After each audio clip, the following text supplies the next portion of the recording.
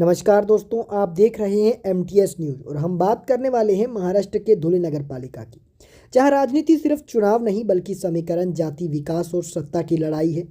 इस वीडियो में हम जानेंगे धुले नगर पालिका का इतिहास, कितनी सीटें हैं, कितने वार्ड हैं, कौन सी पार्टियां मैदान में हैं, चुनाव मुद्दे और सबसे बड़ा सवाल, किसकी बनेगी सरकार। धुले उत्तर महाराष्ट्र का एक अहम शहर है। ये कृषि, व्यापार और कपड़ा उद्योग के लिए अहम माना जाता है। 74 सीटों वाला धुले 19 प्रभाव लेकर बैठा है। नगर पालिका का सीधा असर पानी, सड़क, सफाई, स्वास्थ्य और शिक्षा पर निर्भर करता है। यह चुनाव 2024 लोकसभा और 2024 विधानसभा से पहले शहरी टेस्ट होगा। हालांकि इसको सेमीफाइनल कहा जा रहा है, लेकिन 2024 के चुनाव में बीजेपी ने जीत हासिल कर ली। इसके अंदर अगर बात की जाए, बीजेपी, शिवसेना और एनसीपी एक साथ लड़ रहे हैं, लेकिन कांग्रेस पार्टी यहाँ पर दोस्तों परंपरागत वोट संगठन कमजोर है। इसका आपसी गुटबाजी भी कांग्रेस में तेज है। AIMIM भी यहाँ पर मुस्लिम बहुल इलाकों के अंदर टक्कर लेगा। सीधी लड़ाई यहाँ पर बीजेपी और कांग्रेस से करेगा। वोट कटवा की भूमिका इसकी अहम रहेगी कि कांग्रेस को नुकसान पहुंचाएगा या बीजेपी को। सबसे पहले आप इसका कमेंट में जवाब दें। चुनावी मुद्दों की बात की जाए तो धुले में मेन जो मुद्दे हैं वो पानी की समस्या है, खराब सड़कें हैं, सफाई और कचरा प्रबंधन, बेरोजगारी, अल्पसंख्यक इलाकों का विकास और भ्रष्टाचार के आरोप। हर पार्टी कह रही है हम आए तो धुले को बदल देंगे, लेकिन जनता पूछ रही है 5 साल में किसने क्या बदला।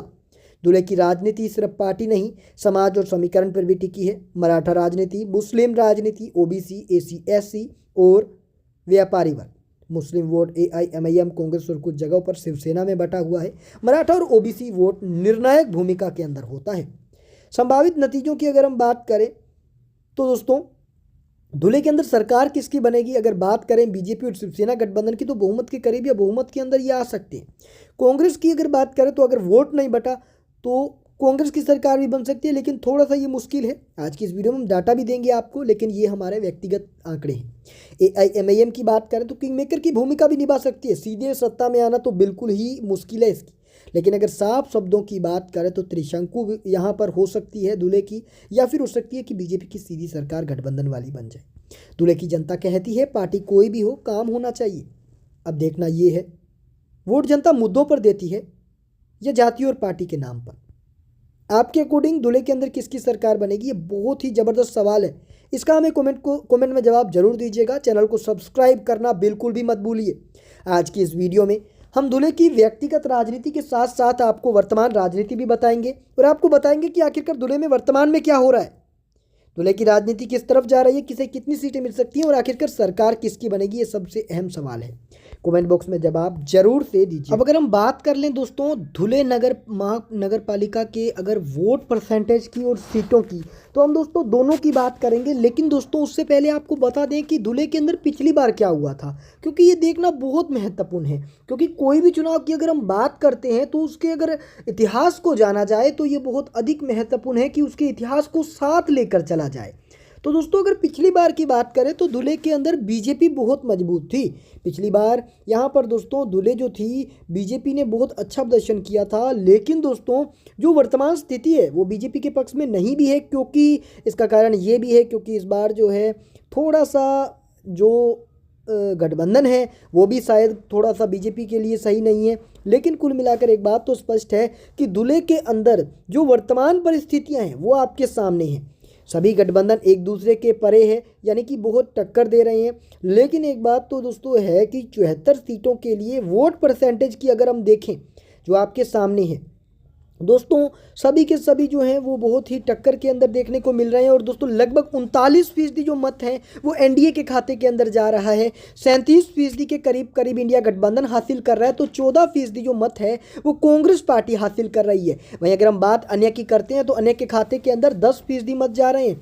यानी कि दोस्तों धुले के अंदर बहुत ही ज़बरदस्त टक्कर है, एक ऐसी टक्कर जो महाराष्ट्र की राजनीति को गरमा देगी। महाराष्ट्र की राजनीति में बीजेपी का बहुत बड़ा एक तरीके से माने कि हाथ है, बीजेपी बहुत अधिक मजबूत है। लेकिन धुले के अंदर जो वर्तमान परिस्थितियां हैं, बीजेपी 50 सीटें पिछली बार हासिल करने में कामयाब हुई थी। वहीं 8 सीटों पर एकनाथ शिंदे की शिवसेना जो है, 4 सीटों पर अजीत पवार और दोस्तों शरद पवार की जो है वो दोस्तों मात्र 1 सीट, और कांग्रेस को यहाँ पर 3 सीटें मिली थी। लेकिन इस बार सभी परिस्थितियाँ अलग हो गई हैं। बीजेपी कांग्रेस का गठबंधन, दोनों के अलग अलग गठबंधन हैं। कांग्रेस जहां एक लो चले पर चल रही है, तो राज ठाकरे, एकनाथ शिंदे, माफ कीजिए, राज ठाकरे, उद्धव ठाकरे एक हो गए हैं। बीजेपी के पास शिवसेना भी है, एनसीपी भी है। तो ऐसे के अंदर बीजेपी को 39% मत एनडीए को मिल रहे हैं, वहीं 37% के करीब करीब इंडिया गठबंधन को मिल रहे हैं। बहुत ही जबरदस्त टक्कर, बहुत ही क्लोज फाइट इस बार महाराष्ट्र के धुले के अंदर देखने को मिलेगी। बहुत ही